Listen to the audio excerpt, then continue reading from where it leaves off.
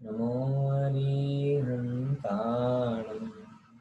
नमो सिद्धाणं नमो आयरीयाणं नमो वज्रायाणं नमो ये सौवसावुणम् मोक्षमार्गस्य नेतारं कर्मभूव्रतां ज्ञातारं विश्वतत्त्वानां वन्दे तद्गुणोऽखिलम्। कल हमने औपशमिक भाव की चर्चा की थी और ये समझने की कोशिश की थी कि औपशमिक भाव कहाँ से किस प्रकार से घटित होता है। और औपशमिक भाव की चर्चा में ये विचारने की कोशिश की थी कि औपशमिक भाव के प्रथमोपशम सम्यक क्या है, द्वितीयोपशम सम्यक क्या है, और द्वितीयोपशम सम्यक कब होता है और प्रथमोपशम सम्यक कब होता है, इत्यादि अनेक मुद्दों पर कल हमने चर्चा की थी। और यहाँ पे अपनी चर्चा आ गई थी जिसे हम विस्तार से दिखाई दे रहा है। अभी स्लाइड दिखाई दे रही कि नहीं दिखाई दे रही? एक सेकंड, शेयर किया है कि नहीं किया? दिखाई दे रही है क्या?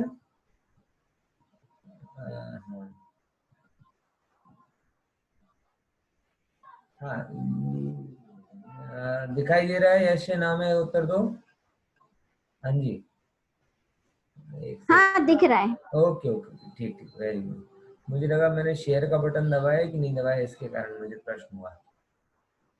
तो औपशमिक सम्यक के बाद में जीव के कौन कौन सी रस्ते होते हैं, इसको भी हमने थोड़ा समझा था। तो औपशमिक सम्यक के बाद का चौराहा ख्याल में आया। चौराहे में ये भी समझने की कोशिश की कि औपशमिक से अगर आपको वहां टिके रहना है तो क्षौपशमिक होना पड़ेगा।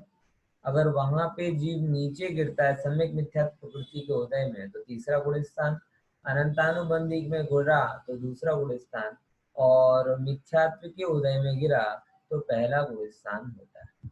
इस प्रकार से चौथे गुण स्थान यानी औपशमिक सम्यक से पाने के बाद में भी पुनः जीव मिथ्यात्वी हो सकता है, इसमें कोई आश्चर्य नहीं।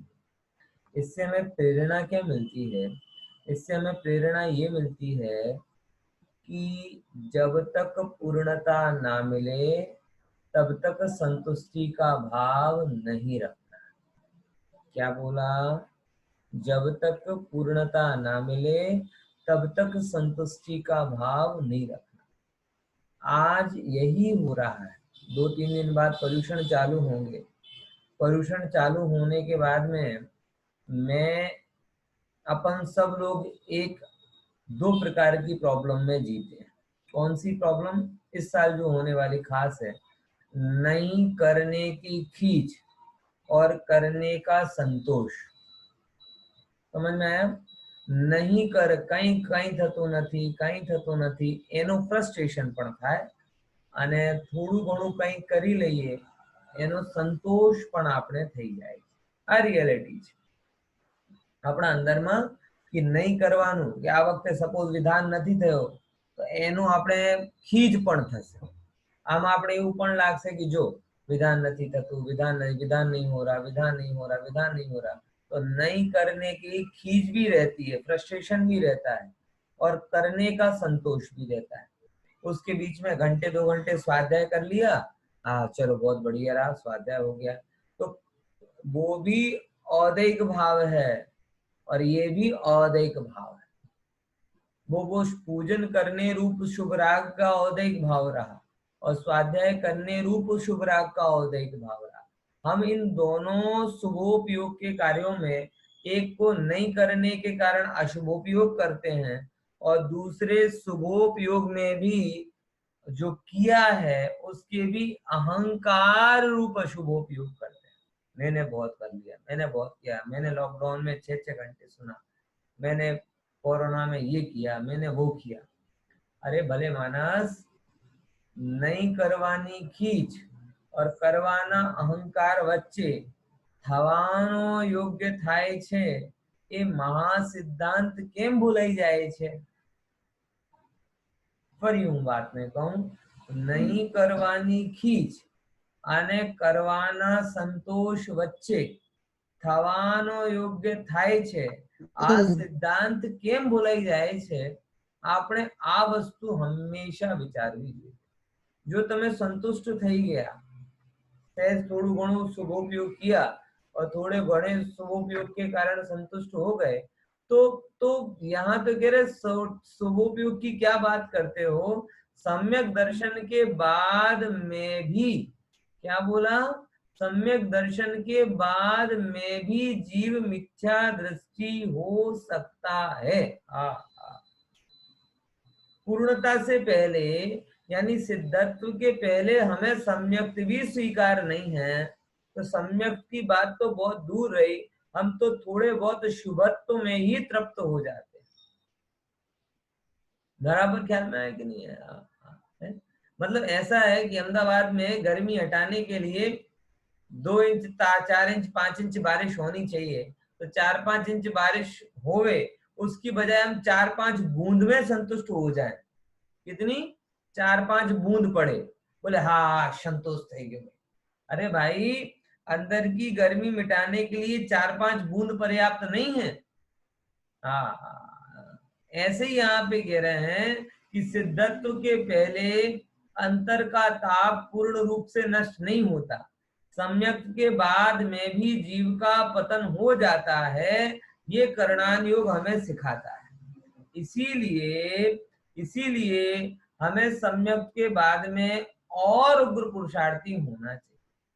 इसीलिए मैं आपसे भी कहता हूं कि जो ज्ञानी आपको दिखाई देते हैं, ये बाहर से भले ही आपको ऐसा लगे, लेकिन अंदर में इनका वज्र पुरुषार्थ चलता है। कैसा पुरुषार्थ? वज्र पुरुषार्थ, कि आज करेंगे कल नहीं करेंगे, इस वे में नहीं जीते हैं।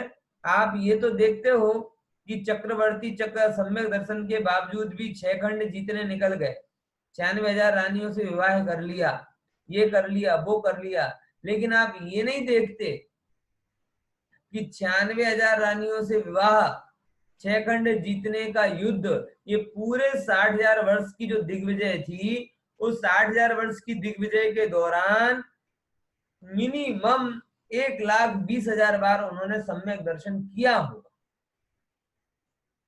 आप उसकी वैल्यू लाओ, आप सोचो। मैं कई बार आप लोगों से बात कहता हूं कि हम लोगों को ये तो दिखाई देता है कि चक्रवर्ती 6 खंड जीतने निकले और 96,000 रानियों से विवाह किया, मतलब 60,000 के दरमियान 96,000 रानियों से विवाह हो रहा है, यानी हर साल 1.5 विवाह हो रहे हैं, यानी 3 साल में उनके 2 साल में 3 विवाह हो रहे हैं। और 2 साल में 3 विवाह होने के बावजूद, युद्ध की परिस्थिति होने के बावजूद भी वो क्या गजब है कि हर 6 महीने में कम से कम एक बार आत्मानुभवन तो कर ही रहे। ये देखो, यहाँ तो लड़के की शादी हो या किसी की, लड़के की बात तो दूर छोड़ो, उसके माँ बाप तक साल भर से स्वाध्याय बंद कर देते। आत्मानुभवन की बात तो बहुत दूर है। 6 खंड जीतने की बात क्या, एक 10 बाई 10 का प्लॉट लेना, तो उसके लिए उनका महीनों स्वाध्याय रुक जाता है। यहाँ 6 खंड के अधिपति हो गए तो भी आत्मानुभवन नहीं भूले, ये पुरुषार्थ।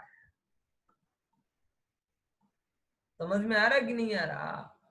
ये पुरुषार्थ है। और ये पुरुषार्थ भरतादि गृहस्थ ज्ञानियों के भी कांस्टेंट चलता रहता है, और इतना गजब चलता है, इतना गजब चलता है कि अधिकतम काम वो अपना गृहस्थ अवस्था में ही कर लेते हैं, और बस फिर तो मुनि अवस्था के समय देव होता वस्त्र उतारे और दिगंबर दशा धारण की और अंतर्मूर्त में केवल ज्ञान ले लिया।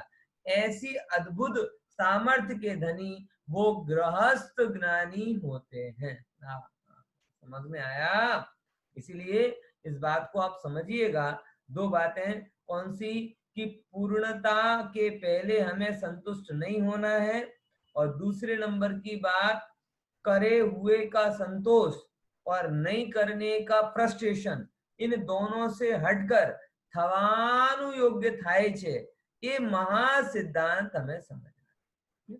नहीं करने का फ्रस्ट्रेशन अभी आपको इसलिए बता रहा हूँ कि आप लोग भी खबर सुन रहे होंगे कि फलानी जगह, मेरे पास भी आई मैसेज कि फलानी जगह प्रतिक्रमण कर रहे थे ना, उनमें ये आ गया ना, पुलिस की रेड पड़ गई।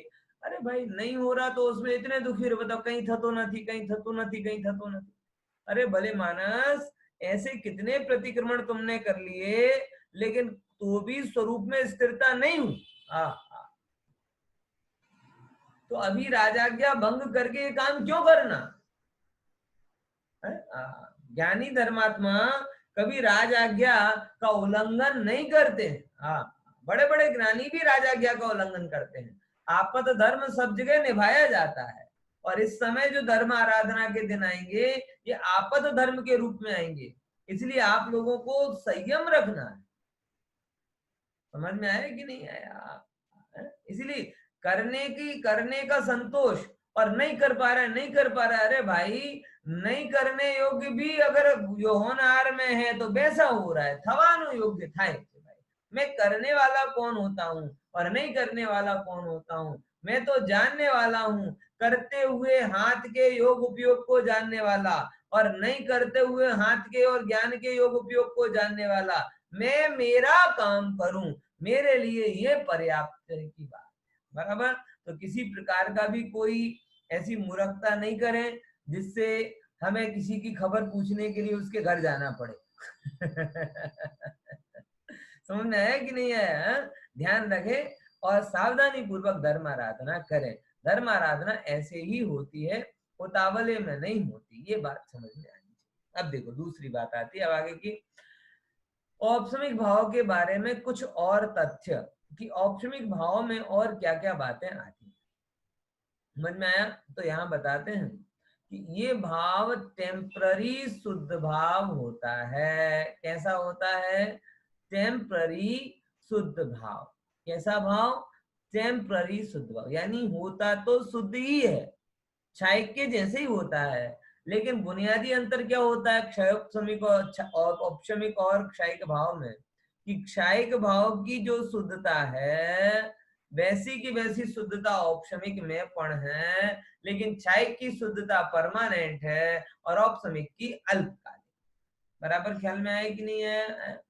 जैसे आपने एक किराए की होंडा सिटी गाड़ी ली, बराबर, और एक आपकी ओरिजिनल होंडा सिटी है। तो अगर आपने एक दिन किराए पर ली है तो आप उसका पूरा उपभोग करेंगे जैसा वो ओरिजिनल वाला करता है, लेकिन अंतर कितना है कि आपका वो भाड़ा 12 से 12 या 9 से 9 चलेगा, और जो उसका एक्चुअल स्वामी है उसका वो कंटिन्यूअस चलेगा। तो वो स्वामित्व में अंतर नहीं है, शुद्धता में अंतर नहीं है, समय में अंतर है। इसीलिए मैं आपको बताता हूँ ये औपचारिक भाव भी कितना महिमाशाली है। अंतर्मूर्त के लिए ही सही, लेकिन जैसे ही आप पहली बार सम्यक दर्शन को पाते हैं आपको खरे अर्थ में पता चलता है कि मेरी प्रभुता कैसी है। बात समझ में आ रही? क्या बोला? अंतर्मूर्त के लिए ही सही, लेकिन वो भी क्या गजब अनुभव है कि जब आपको ये पता चलता है कि मेरी प्रभुता कैसी है, मेरी प्रभुता, मेरा मेरा स्वामित्व कैसा है, मेरा वैभव कैसा है, ये सब आपको उस अंतर्मूर्त में पता चल जाता है। और वो एक ऐसा निर्णय होता है कि जिसके माध्यम से आप आगे की बात पक्की करके आते, बराबर। ऐसे ही होता है ना, लड़का लड़की के जैसे बात चल रही हो कि विवाह आदि की, और आप किसी के घर में कितनी देर के लिए जाते हो, हैं? अंतर्मूर्त के लिए देखने जाते हो ना, ज्यादा तो जाते नहीं हो। पहली बार के अंतर्मूर्त के लिए 1 मीटिंग, 2 मीटिंग, 3 मीटिंग, और 2-3 मीटिंग में आधे घंटे के अंदर कैसी जोरदार नजर होती है माताओं बहनों की कि भाइयों की फर्नीचर क्या है, ना कपड़े क्या है, ना खाना क्या है, ना पीना क्या है, ना बोलने का तरीका क्या है, ना लड़की की आवड़त क्या है। अंतर्मूर्त में बिल्कुल स्कैन कर लेते हो। वो अंतर्मूर्त का निर्णय आपको ये बताता है कि आगे इस घर में मेरी लड़की रह सकती है कि नहीं रह सकती। वो अंतर्मूर्त का निर्णय आपको ये बता देता है कि इस घर की लड़की मेरे घर में रह सकती है कि नहीं रह सकती। कितनी देर में होता है साहब? वो आइसक्रीम के कप से नहीं हो रहा, वो आइसक्रीम का कप तो चल रहा है हाथ में, वो जो हो रहा है वो देखने से हो रहा है। समझ में? ये बात है औपचारिक भाव में, कि वो अंतर्मूर्त में आपको अपनी प्रभुता का ऐसा मान आता है कि उसमें आप ये निर्णय कर लेते हो कि अब मुझे अनंत काल ऐसे ही रहना है। बात समझ में आई ना? कि ये मेरी जो पर्याय, मेरी जो लड़की है, आज इस जगह आकर कितनी खुश हो गई, कितनी राजी हो गई, अब इस जगह से दूर जाना उचित नहीं है। तो अनंत काल के लिए वो आप वहां पे गठबंधन कर लेते हो और फिर थोड़े ही समय में जान लेकर पहुंच जाते हो। कहाँ जान लेकर कहाँ पहुंचेगी? है कहाँ पहुंचे जान लेकर भैया? हाँ, ये जीव राजा अपने अनंत गुणों की जान लेकर पहुंच जाता है सिद्ध लोग कि अब हमें कहाँ रहना है, अनंत काल में वहीं के वहीं रहना है। ये निर्णय कब हुआ आपको? जो पहले नंबर औपसमिक भाव प्रकट हुआ ना, उसमें ये निर्णय हुआ। और ये अनुभव के बिना सच बता रहा हूं कि हम भले ही ऊपर ऊपर से कहते रहे कि हमें मोक्ष जाना है, मोक्ष जाना है, लेकिन हमारे मोक्ष की कोई गारंटी नहीं है, हमारे भाव की भी गारंटी नहीं है। कारण क्या है कि जहां जाना है उसके बारे में कुछ पता ही ना हो, ऊपर ऊपर से बोल रहे हैं कि मोक्ष जाना है, दुख का अभाव करना है, सुखी होना है, ये करना है, वो, लेकिन खबर कुछ नहीं। अंदर में तो ये पड़ा रहता है कोरोना ना हो, अंदर में ये पड़ा रहता है कि परिवार में पैसा बना रहे, सुख शांति बनी रहे, शरीर में रोग ना हो। ये जो अपने अंदर का क्यों निर्णय नहीं हो पाता? क्योंकि अंतर मुहूर्त तक हमने कभी उस जगह रुककर देखा नहीं। और जिन जीवों ने अपने अंदर में प्रथमोपम सम्यक प्रकट किया, उन लोगों ने ये निर्णय कर लिया कि भाई रहने योग्य जगह तो अपनी आत्मा है, बाकी तो देखने लायक भी नहीं। रहने की बात तो छोड़ो, देखने लायक तक नहीं। समझ आया कि नहीं आया? अपन कभी होते ना रास्ते में जाएं, आपको अहमदाबाद में तो कम दृश्य दिखते हैं, हमारे भोपाल में तो बहुत हमको दिखते हैं कि आप रास्ते पे निकलो सब्जी लेने के लिए और आपको हर कहीं लटकते हुए दिख जाते हैं, वो कहीं मुर्गियां लटके हैं, कहीं ऐसे ऐसे। समझ में आ गया ना? तो आप क्या करते हो? देखते हो उनको।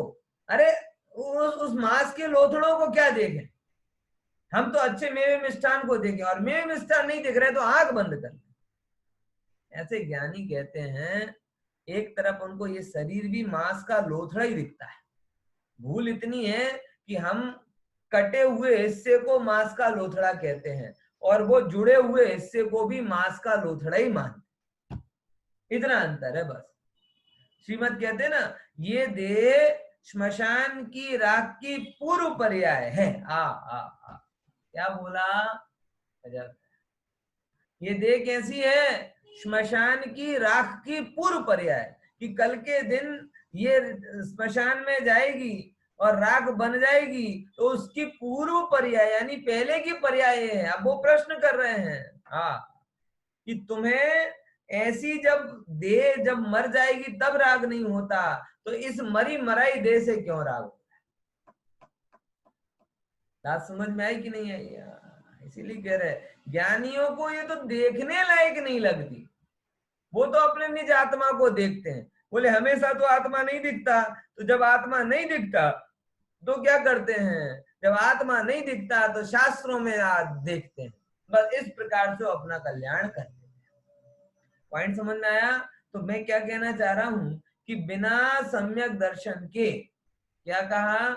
बिना सम्यक दर्शन के आप ये समझने में कतई समर्थ नहीं हो पाओगे कि एक्चुअल में सिद्ध का सुख क्या है, एक्चुअल में आत्मा की प्रभुता क्या है, एक्चुअल में मोक्ष क्या है। ये सब चीजों की जानकारी आपको इस टेम्पररी शुद्ध भाव से होगी। अंतर्मूर्त में क्या कमाल करके चला जाता है कि अनंत काल के मेल को दूर करने का पक्का निर्णय इसके माध्यम से हो जाता है। इसीलिए तो चौथे गुण स्थान वाले को भी भाव मोक्ष कहा गया, दृष्टि मुक्त कहा गया। कौन सा मुक्त? दृष्टि मुक्ति। जिसने एक बार ये जान लिया कि मैं अपनी आत्मा हूं और कुछ नहीं हूं, वो दृष्टि में तो मुक्त ही हो गया। दिखाई दे घर परिवार शरीर वाला, लेकिन वो तो बाहरी रूप है, अंदर में तो मुक्त ही है। बराबर। तो ये भले टेम्पररी है, लेकिन कमाल का काम करके जाता है, माला माल करके चला जाता है, अपनी प्रभुता का ज्ञान हमें करा के चला जाता है। इसलिए टेम्पररी शुद्ध भाव से इसकी वो आप इंफीरियरिटी फील मत करना, ये बड़ा काम का भाव। अब देखो ये कहाँ कहाँ होता है? तो चौथे से 11वें गुण स्थान तक ये भाव हो सकता है। कौन कौन से? चौथे में सबसे पहले होगा प्रथमोपसम सम्यक्त, श्रेणी चढ़ने के पहले होगा द्वितीयोपसम सम्यक्त, फिर पूरी श्रेणी की दशा में द्वितीयोपसम सम्यक्त ही रहता है। और ये होते होते जब लास्ट में 11वें गुण स्थान पे जाता है तब चरित्र मोहिनी का भी उपशम हो जाता है। चरित्र मोहिनी का उपशम होता है तो वो चरित्र गुण का उपशम हो गया, वितराग चरित्र प्रकट हो जाता है वहां पे। तो ऐसे करके ये कहां से कहां तक रहता है? ये 4 से 11वें गुण स्थान तक रहता है। क्लियर? टेम्पररी शुद्ध भाव होता है और 4 से 11वें गुण स्थान तक होता है। दर्शन और चरित्र मोहिनी की ही उपशमना हो सकती है। इसका ये मतलब है कि और कोई से गुण में उपशमना नाम का गुण नहीं होता। और इसके कारण मैंने आपको पहले बताए थे कि ज्ञान गुण में उपशमना हो जाए तो जीव अंतर्मूर्त तक केवल ज्ञानी हो जाए, बाद में अज्ञानी हो जाए। कैसा लगे? अंतर्मूर्त तक अनंत वीर वाला हो जाए, बाद में निर्वीर्य हो जाए। कैसा लगे? अजीब लगे ना। तो इसीलिए ये चीज को यहाँ समझना। ओके, देखो अब अपन आगे चलते हैं। अब अगला जो भेद है क्षायिक भाव, क्षायिक भाव, उस क्षायिक भाव को समझते हैं। सरल परिभाषा क्या है क्षायिक भाव की? देखो यहाँ पे परिभाषा आती है, कर्म का 3 चीजों में बोला है, बंध, उदय और सत्ता से नाश होना क्षय कहलाता है। क्या बोला? कर्मों का 3 चीजों से। देखो, बंध भी नहीं हो रहा। क्या नहीं हो रहा? बंध भी नहीं हो रहा, उदय भी नहीं हो रहा और सत्ता भी नहीं है। बंधना कहलाता है जो आपके अंदर में रागादि भाव होते हैं ना, उन रागादि भावों से जो होता है वो कहलाता है बंध। तो 11वें 12वें गुण स्थान में जीव के बंधन नहीं है, लेकिन उदय भी है और सत्ता भी है। बराबर? इसीलिए वहां क्षायिक भाव नहीं बोला 11वें गुण स्थान में। बंध नहीं है लेकिन उसका उदय तो चल रहा है। बराबर? और सत्ता मतलब पड़ा हुआ होना, सत्ता मतलब बैलेंस। सत्ता मतलब क्या कहलाता है? बैलेंस। तो कर्मों का तीनों रूप से क्षय हो जाना, तीनों रूप से क्षय हो जाना मतलब बंध से भी नया बंधना बंद हो गया, पुराना जो उदय में आ रहा था बराबर मेंटेनेंस के लिए वो भी खत्म हो गया, और तीसरे नंबर की बात जो बहुत बड़ा लगेज रूप में पड़ा हुआ था वो चीज भी खत्म हो गई। बराबर? ऐसे समझो, जैसे ही चौथे गुण स्थान में जीव को क्षायिक सम्यक्त हुआ अथवा 12वें गुण स्थान में जीव को क्षायिक चारित्र हो गया, तो इसका क्या मतलब है? इसका ये मतलब है कि इस गुण स्थान से जीव को अब मिथ्यात्व का बंध नहीं होगा। एक बात। दूसरे नंबर, मिथ्यात्व का बंध नहीं होगा तो पुराना पड़ा रहेगा? बोले नहीं, मिथ्यात्व की सत्ता भी नहीं होगी। बराबर? तो बोले जो थोड़ा बहुत टेम्पररी आ रहा है खर्चा पानी, बोले नहीं, उदय भी नहीं होगा। तो जब मिथ्यात्व का बंधन भी नहीं होगा, मिथ्यात्व की सत्ता भी नहीं होगी और मिथ्यात्व का उदय भी नहीं होगा, तब कहलाएगा कि ये दर्शन मोहिनी अथवा चरित्र मोहिनी का क्षय हो गया। बराबर? समझे? अब मैं एक प्रश्न करता हूं, ज्ञानावरणी या ज्ञान के क्षय का स्वरूप तीनों में घटित करके बताओ। कब होगा ज्ञानावरणी कर्म का? वो कहते हैं क्षयोपशम, सॉरी क्षय। और वो कैसे घटित हो रहा है बताओ जरा, तीनों में बताओ, बंध, सत्ता और उदय। ट्राई करके देखो, जैसे मैंने मिथ्यात्व का बताया ना, ऐसे ही सबसे पहले तो ये बताओ कि ज्ञान गुण का क्षायिकपना कब प्रकट होता है? गुण स्थान की भाषा में बोलो, चलो अवस्था की भाषा में बोलो। है 13वें गुणस्थान। 13वें गुण स्थान में, 13वें गुण पुरुष। स्थान में। सरस। अब उसका जरा घटित करके बताओ कि बंध नहीं होता, उदय नहीं होता, सत्ता नहीं होती, इसका क्या मतलब रहा? यानी अनंत भगवान को 13वें गुण स्थान मतलब क्या? अनंत भगवान, अनंत भगवान को नया ज्ञानावरणी कर्म नहीं बंधेगा। ये क्या हुआ? बंधन से क्षय हो गया। बराबर? पुराना उनका कोई स्टॉक नहीं बचा, यानी ज्ञानावरण कर्म का सत्ता से क्षय हो गया। और खर्चा पानी निकालने के लिए जो उदय जाता है ना, ध्रुव फंड के अलावा भी खर्चा होता है ना, तो ऐसा उनका कोई टेम्पररी उदय भी नहीं आएगा जिससे उनको किसी भी प्रकार की अज्ञानता शेष हो। बराबर। हाँ, इसीलिए कहते हैं कि उनके ज्ञान गुण का क्षायिक भाव प्रकट हो गया, यानी बंध भी नहीं बचा, सत्ता भी नहीं बची और उदय भी नहीं बचा। बराबर। चरित्र गुण का क्षायिक भाव बताओ। सेम कहां प्रकट होगा चरित्र गुण 12वें का? गुणस्थान। 12वें गुणस्थान। 12वें गुणस्थान। सरस बोलो कैसे? हाँ हाँ बोलो कि इसको गणित करके बोलो। चारित्र मोहनीय का नया बंध नहीं हो रहा है तो बिल्कुल, बंध के हिसाब से क्षय हो गया।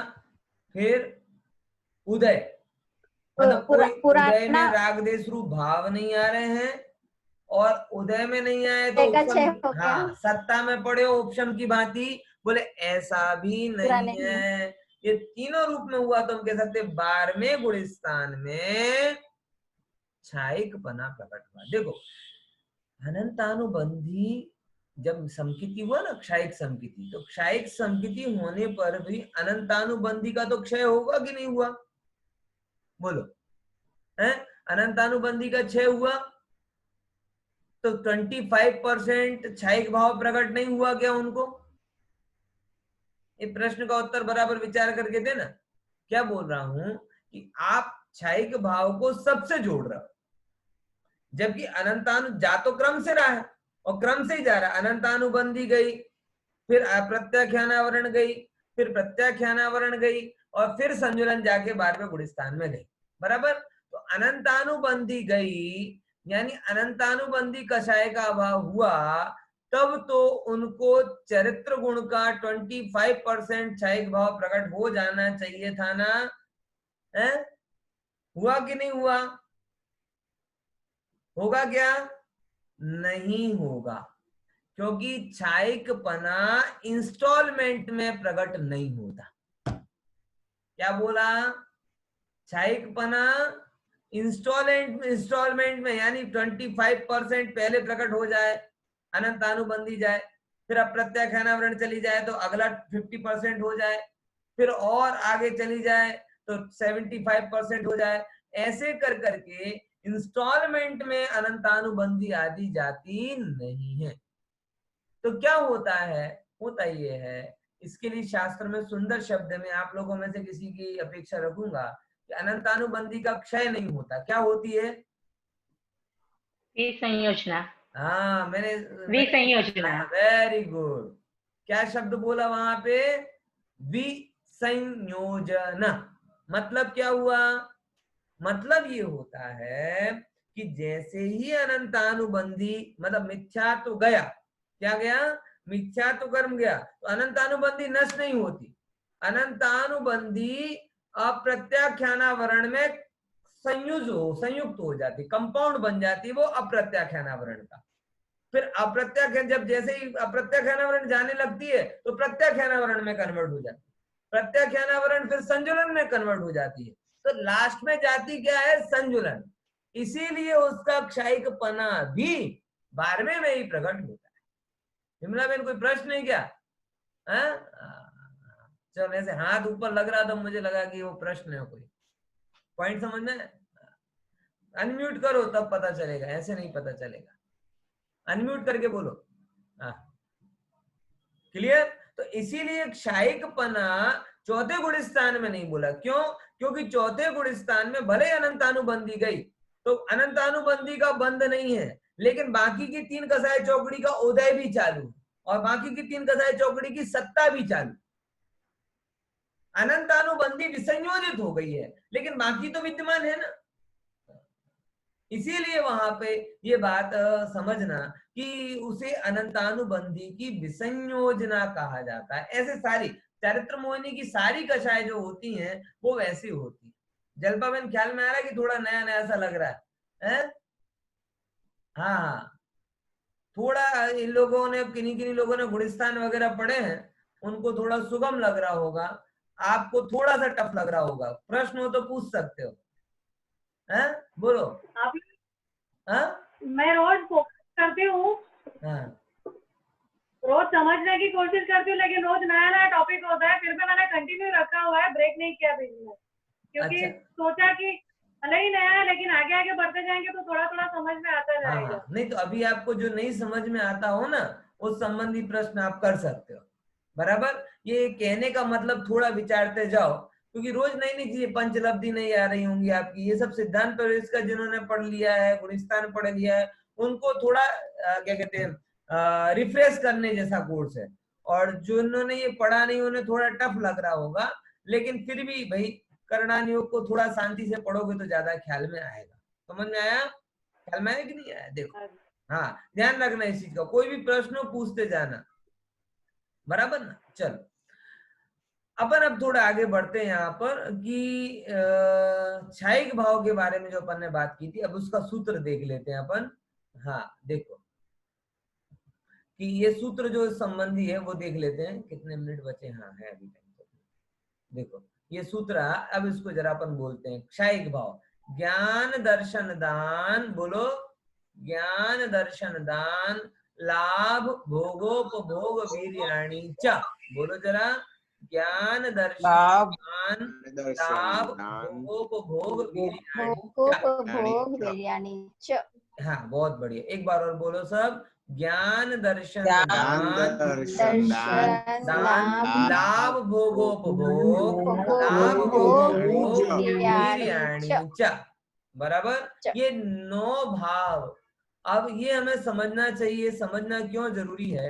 ये समझना इसलिए जरूरी है कि जिन सिद्धों को हम रोज नमो सिद्धाणम कह के नमस्कार करते हैं, उनके पास ऐसी कौन सी निधि है जिसके कारण हम उन्हें नमस्कार करते हैं।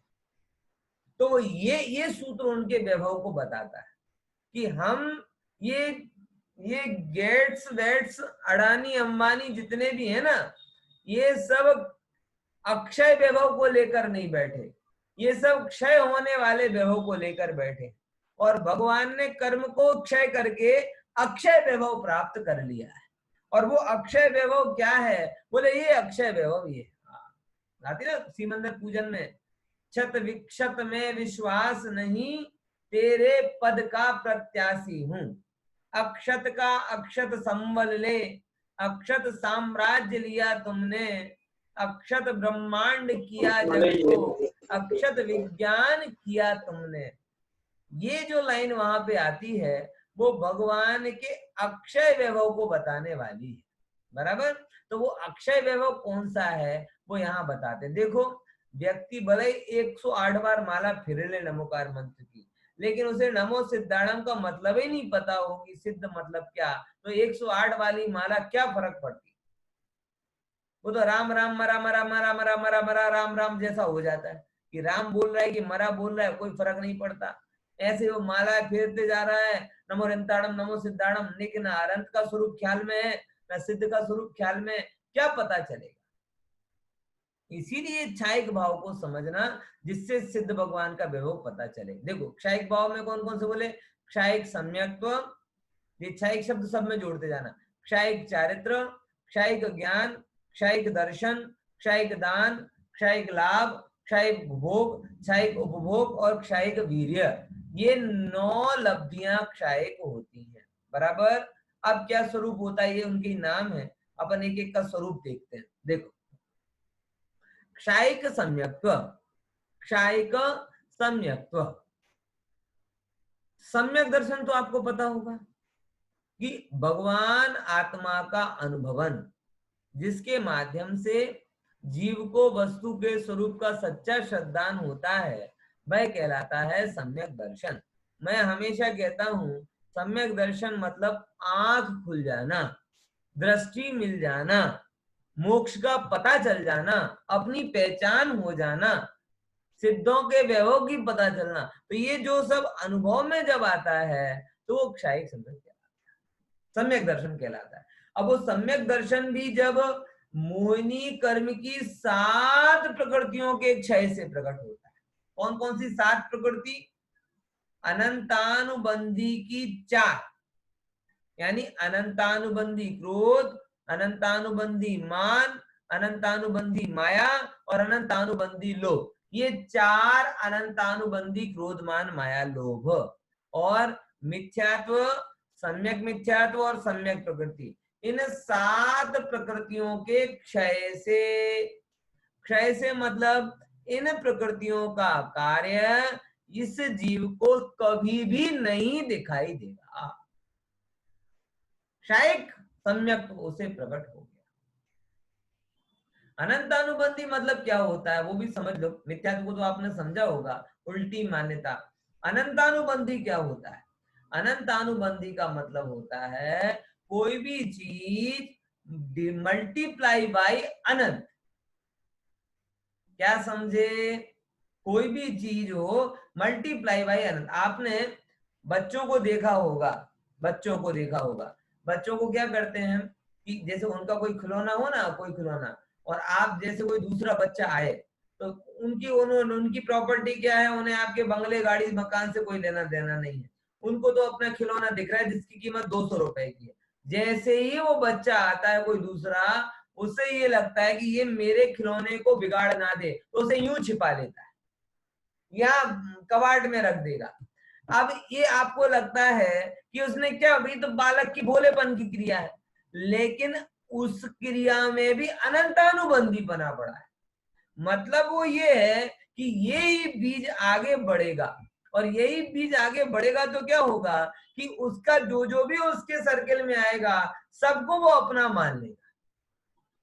अनंत गुना बढ़ता है। हम एक पदार्थ को राग कहते हैं ना, हमें कहते ना अपनी चीज की चिंता तो रखनी पड़ती है ना, ये एक पदार्थ की चिंता नहीं है, हमारा मल्टीप्लाई बाय अनंत हो रहा है। क्योंकि जिसके भी हम स्वामी बनेंगे, बन रहे हैं, अथवा पुण्य के उदय से बनेंगे, अथवा मोह के कारण जिनके स्वामी हम मान रहे हैं, उन सब के बारे में हमारी विपरीत मान्यता होती है कि मैं उसके लिए किसी से भी लड़ जाऊंगा, किसी से भी झगड़ जाऊंगा, किसी से भी राग देश कर लूंगा, कुछ भी कर लूंगा। ये अनंतानुबंधी है। पॉइंट समझ में आया कि नहीं है? हमारा एक भी कार्य अनंत गुना मल्टीप्लाई हुए बिना नहीं रहता। हमने अगर एक को डांट कर चुप करा दिया तो हमारे अभिप्राय में अनंत गुना बंधन हुआ। कारण हमारे मन में ये कि हमने डांट करके चुप करा दिया ना, जो भी मेरे सामने आएगा उसको डांट करके चुप करा दे। पॉइंट समझ में? स्कूटर चलाते चलाते हमारी गलती से वो टकराया, लेकिन हम उसके डांट दिए, झगड़ लिए। क्यों? अब तुमने एक से झगड़ा, एक से नहीं झगड़ा, तुमने अनंत से झगड़ा, अनंत गुना कर्म बांधे तुमने। कारण क्योंकि अभिप्राय में ये पड़ा हुआ है कि जो भी मेरे विरुद्ध आएगा मैं उससे अनंत गुना मैं झगड़ लूंगा। पॉइंट समझ में आया कि नहीं है? एक से कपट नहीं किया तुमने, एक वस्तु को पाने के लिए तुमने एक से कपट नहीं किया, तुमने अनंत, तुम्हारे मन में ये चीज अनंत गुना है। समझ में आया कि नहीं आया? तो मिथ्यात्व जो जीव है, अनंतानुबंधी क्रोध होता है, अनंतानुबंधी मान होता है। एक चीज से आपने अपने आप को बड़ा माना, मतलब एक से नहीं माना, आपके मन में कि जो भी जगत की श्रेष्ठ वस्तु है वो सब मुझे मिलने चाहिए। एक चीज के लिए आपने कपट किया, एक का बंधन नहीं हुआ, अनंत गुना करूंगा। एक की इच्छा आपको एक की नहीं हुई, अनंत की इच्छा हो। यही अनंतानुबंधी। हमारा हर काम अनंत गुना हो रहा है, इसलिए बंधन भी अनंत गुना हो रहा है। और ज्ञान